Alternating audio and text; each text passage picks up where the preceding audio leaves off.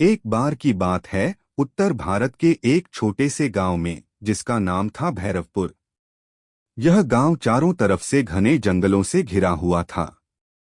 गांव के बुजुर्गों का कहना था कि इस जंगल में भैरव बाबा की प्राचीन मंदिर है, जो सदियों से वीरान पड़ी है।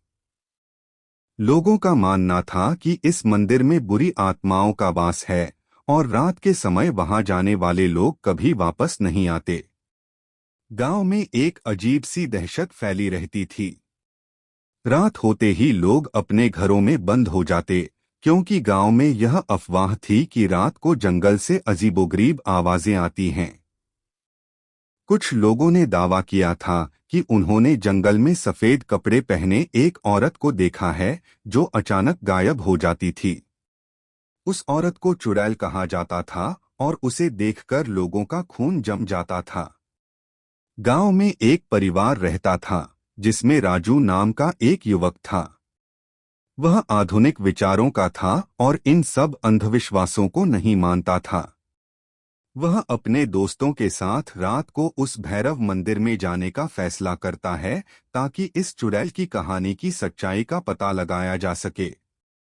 एक रात राजू अपने 3 दोस्तों के साथ मंदिर की ओर निकल पड़ा।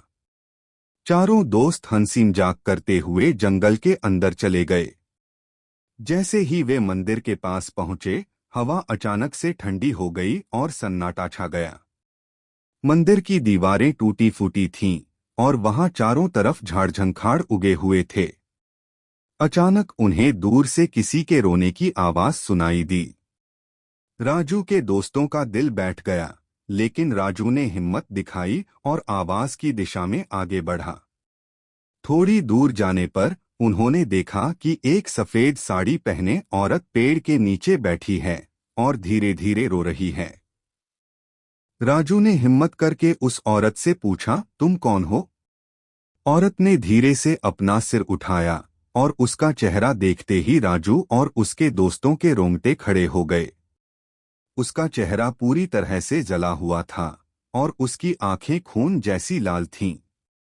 अचानक वह औरत जोर से चिल्लाई और हवा में गायब हो गई। राजू और उसके दोस्त बदहवास होकर वहां से भागे और किसी तरह गांव वापस पहुंचे। अगले दिन गांव के लोग जब उनके हालचाल पूछने आए, तो राजू और उसके दोस्त बुखार में तप रहे थे। उन्होंने फिर कभी उस मंदिर का नाम नहीं लिया और वह गांव हमेशा उस भयानक रात की कहानी सुनाकर डर जाता था।